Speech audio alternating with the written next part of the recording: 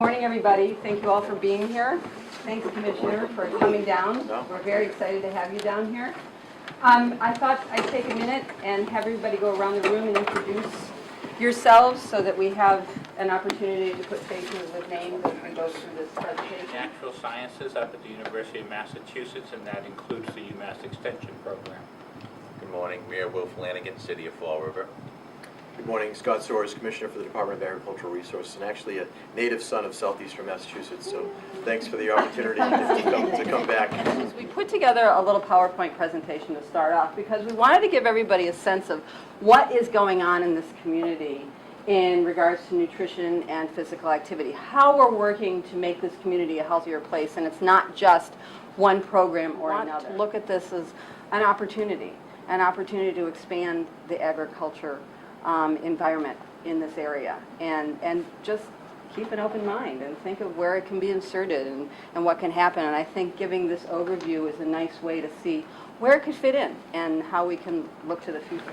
So. This is an attempt to try to integrate all the different aspects of what we're about in this process. It's loosely organized under something called the Healthy City umbrella, but within it are lots of different components, some of which we're closely involved with, and some of which, as you can see, are really well outside of us, like the EBT and SNAP program. But it's our job to make all of this work on behalf of the people who live, work, or attend school in the city. And we'll be going around some of the spokes on the wheel this morning and have an opportunity for you to begin to see not only what the different components are, but how those work together. We have two programs working in the schools. One is called SNAP-Ed, which is Supplemental Nutrition Access Program Education. And the other one is FNEP, the Expanded Food and Nutrition Education Program. So we started out with school wellness, and I felt to put UMass Extension Nutrition Education kind of first, because we've been working in the schools for almost 7 years now. And we have two programs working in the schools. One is, and then we're also working with the phys ed teachers. We have a series of fruit and vegetable of the month posters that are in the gyms, hanging in the gyms, and then they send home a fruit and vegetable of the month information sheet that also has a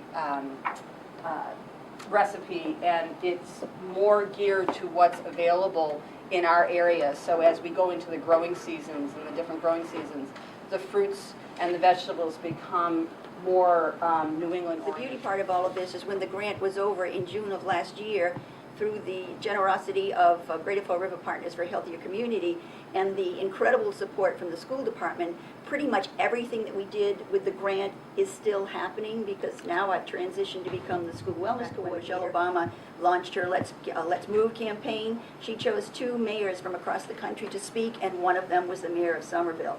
What's beautiful now is that, what's extraordinary now, is that Fall River is being compared to Somerville in a lot of conversations that I've been involved with statewide, which is very impressive. The principal over there has done an extraordinary job putting that garden together. The challenges of school gardens usually are the summer, in that schools aren't in operation during the summer. The beauty of this is that there is a summer school program through the 21st Century Grant that operates at that school, and so that they were able to maintain the weeding, the watering, and the harvesting. So it's one of our pet projects. Right now, for March, we've served 49,881 breakfasts through the district.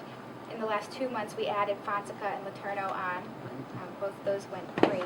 We reach out to 3,500 students. They get a piece of fruit every day or more. The criteria is you have to be over 50% free and reduced. It's a grant process, and we do well. 6 of our 9 We have a character, safari character that comes in, almost like a Disney character for each food group, and we'll come in and we'll have a ranger come into the school as well. Oh, you'll have to let me know so that we can incorporate that into our lesson discussions, so that's a way that we can say, hey, that's what you do. Right, so that should be coming up in the next several months. I asked permission to be able to ask the principals to excuse the physical education teachers for the elementary and the middle schools, excuse them from their monthly meeting, and instead convene as a group where I would be happy to help provide professional development, enrichment, and working on a curriculum with permission from the superintendent. That's exactly what's been happening. We started in January, meeting on that monthly basis. My background is health and physical education, so I felt very comfortable doing that. In addition to bringing in outside speakers, including Dave and Pat, we have been working with the Southeastern representative for Safe Routes to School, and Fall River just became, about a month ago, only the second community in the state to have signed up as a whole district. Ordinarily, the Safe Routes to School representatives go school for school to try to advocate for their program to get these what we call walking school buses, where groups of children will walk to school in the morning so they get good exercise, they're ready, they're primed and ready for their academic day, and also you don't get all that congestion in front of the school. Getting the support of the school department, getting the support of the mayor, who's done so many things in terms of nutrition and fitness, just makes this group such a pleasure to with. Farmers markets. My role is neighborhood coordinator. I've been fortunate enough to manage a downtown farmers market, which really was an initiative of the mayor. There are two other farmers markets which operate in the city, one at Kennedy Park and one at Ruggles Park, that have operated for years. I think part of the mayor's vision was to, we were having a real parking issue downtown with the new courthouse and some other things going on downtown, and there was a lot of foot traffic, and he wanted to try to capture that foot traffic. With the help of many people, we'll be able to work out the kinks that we found from operating the first year and make it even more of a success. So it's been nice. We issue farmers market coupons to our WIC participants, to women and children who are a year old and through the age of once a year, to buy fresh fruits and vegetables at our local farmers market, either Kennedy Park or Ruggles Park, and we're happy to have the third farmers market at the downtown Fall River be open. It's a great turnout, not only for the people who are using either the WIC coupons or the senior citizen coupons, but for anyone who is shopping at the farmers market, and it's also a huge benefit to our local farmers. They do find when we do have the cooking demonstrations out there that a lot of the customers at the farmers market are buying those items, those ingredients for that recipe that we're doing that day. So it really is a great collaboration. And they developed this token program that is given out at the health centers so that people can access the fresh fruits and vegetables. This year, we'll be giving out we'll be giving out these bags to the first-time users of the EBT for shopping. We've been in the process for the last 3 years of working on community gardens, and we're starting small. What we would like to do is get champions throughout the community. We're not looking at a single garden that's large. What we want are small neighborhood gardens. We partnered last year with the Church of the Ascension on some property that they had, and that worked into a very nice intergenerational project. They had a senior group that met at a house next to the garden, and then the family service after-school daycare program came and worked with them. So you had kind of grandparents, grandchildren, if you will, working on this garden together. Healthy so City really Fall terrific. River, with the support of Partners for a Healthy Community, which is the Chana in the area, put together a healthy neighborhood market program. They surveyed all 102 markets in the city to see what they were offering in terms of fresh fruits and vegetables, whole grain products, low-fat milks, things like that.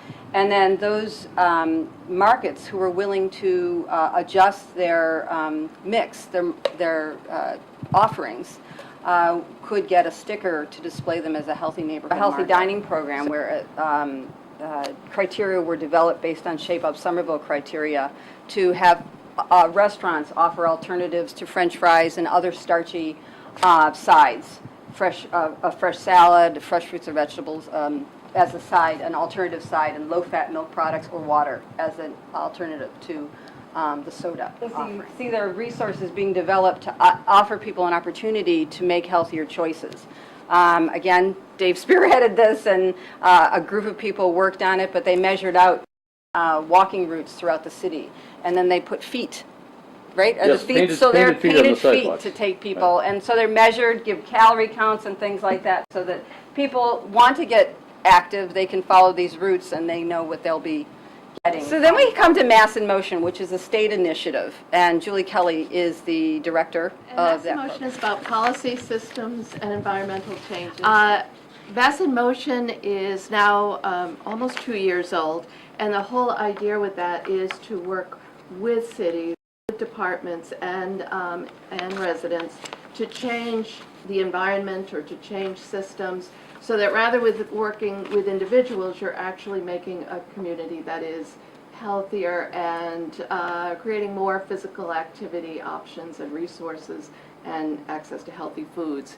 And the first project that we got going on is the stairwell, the staircase galleries at Government Center. And we just opened our third show that Mayor Flanagan presided over. And it's a combination of having students from Durfee, any of the high schools, or for that matter, we even had a show with preschool art demonstrated. And this time we have local firefighters art up in the stairwell, and one of the volunteers for the open space plan who has designed maps on what walking paths in Fall River look, but also to get people moving, getting them to using these stairs. And my understanding and my experience is that that is working. People are using the stairs and are really grateful for the artwork. At the beginning of Mass in Motion, I sat down with Pat and said, just what we were just talking about. There are many options for people to get food. There are no real food deserts in Fall River, but what is holding people back? And we decided that one thing was just education on cooking, that with many people working, both parents out working or single mothers, there's sort of a gap in how we just do basic cooking of healthy and inexpensive meals. So we were teaching cooking skills, shopping skills, and also, like I said, we made it so that when we did fruits and vegetables, we talked about locally grown and where people could access these foods. So we took it, so this is shown on local cable access It's TV. now at Star, it's at St. Anne's in the diabetes treatment program there, and New Bedford's going to start and New Bedford's going to start showing it. And it's online, so you can get up at 3 in the morning and watch it. There is Star. Stop and Shop donated the food. Fred TV did the filming. It was myself and the Durfee High School culinary arts instructor. The DBS, Dartmouth Building Supply, offered the space for the cooking, so it was one of those grassroots kind of. So I think part of Mass in Motion is not only working with city administration and departments, but also doing some community organizing, and that's what Fall River Park Advocates has been all about. And I have a wonderful coordinator, Sandy Dennis, who has, with the mayor's office and with Perry, has organized citywide park cleanups, has started the Adopt a Park program, and with city resources being so depleted, the Adopt a Park program allows community people to get out there and help by cleaning and planting, beautifying, and doing other things. In order to apply for grants, for the city to apply for grants, it was essential to get the open space plan completed. And so I was honored to be placed as the chair of the Open Space Committee by the mayor. We had a bicycle summit back on February 15th, and the focus to a great extent was on economic development. What these routes that draw tourists, that draw the public, draw children out to be more physically active, brings economic development to the cities and the communities. So we've really worked across the whole region on working together to make a bike path, also for transportation purposes. The main purpose of the lunch program was to be able to continue feeding the youth of the city during the summer months to those kids who are currently receiving free and reduced lunches at the schools. Besides lunch, we also offer different free activities. That's one of our main goals, is also to offer lunch and then physical activity. And I'll let Jameson explain the Summer Olympics portion of the We started this initiative about 4 years ago to try to bring back, years ago in the city of Fall River, there used to be kind of like a park competition where all the parks would get together at the end of the summer and compete against one another. We do a 10-week initiative where we have, we train, we have a supervisor that oversees them as well, and then we bring them all together and we bring them to Durfee High School, and we compete. And Bill actually came up with the idea and said, I want to do a fitness challenge citywide. He's like, I have a dream. I said, well, I've heard that story before. But, you know, we came together, we said, yeah, let's do a citywide, you know, fitness, nutrition program. We figured we could get about 50 to maybe 80 people to participate, and the first year over 1,000 people enrolled. Over the past 4 years, we're on the 4th year now, we've lost over 13,000 pounds collectively throughout the city. Over 3,600 people have joined the program and have participated in the program. And we work with almost everybody around this table to do different things. And it's not just a weight loss program. What we're trying to do is we're trying to educate them in nutrition and in wellness and physical activity. This year, too, we have over 72 teams participating. So we do a weigh-in, and then with the weigh-in, we do the free challenges, we give out raffles, and we do the cooking demonstrations, nutrition classes. You know, we feel it's a great, great program, and it's a citywide program. So that concludes the presentation.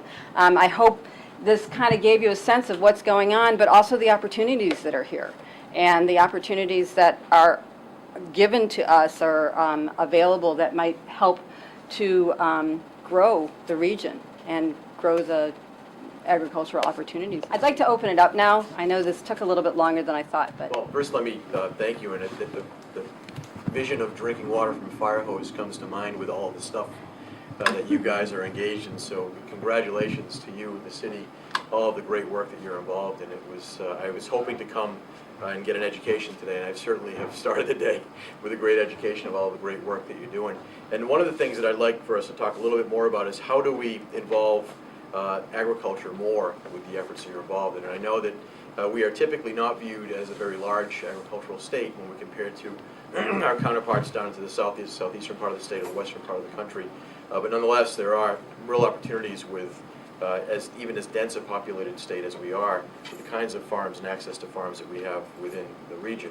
And I'm curious, things like the feeding programs, to what extent can we include more access to locally produced agricultural products as a part of those programs? Even with some of the print material, when we start to talk about educating people, you know, throw in your television program, you know, throw in, you know, guidance to this is where you can buy it locally at a local farm. Those kinds of things that also contributes a little bit more to community characteristic and community education, but also access and greater support for economic development opportunities around the farming community itself. So, I mean, these are opportunities, obviously, but also, you know, when you and the mayor start talking, to look in terms of economic development. I know that you have a vision for the city. And that's important, I think, too, because us in elected government have a huge responsibility to promote economic development. And we have some really good farmers, whether it's produce, or dairy, poultry, beef, seafood. The people who are out there, you've got some really great people here locally. And whether it's through the school lunch program or farmers markets, we have to do our part to make sure we're stimulating the local economy. So we have to do more to promote the buy local theme so that the citizens in the greater Fall River area know that you have all these great farms and orchards out here that you can go to and get groceries and food at a discounted price that's going to be healthier for you than eating something out of a can in the aisle of the supermarket. So it's important that we do our part, and like the government, to help carry out that message. Thanks. So thank you, everybody. Thank you for coming. Thank you. Thank you. Thanks. Thank you. Well done. Thank you.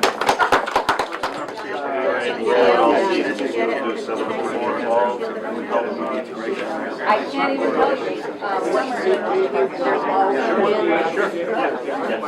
Willingness to say, how can you help me? How can I help you? first conversation we had. I can't even tell you.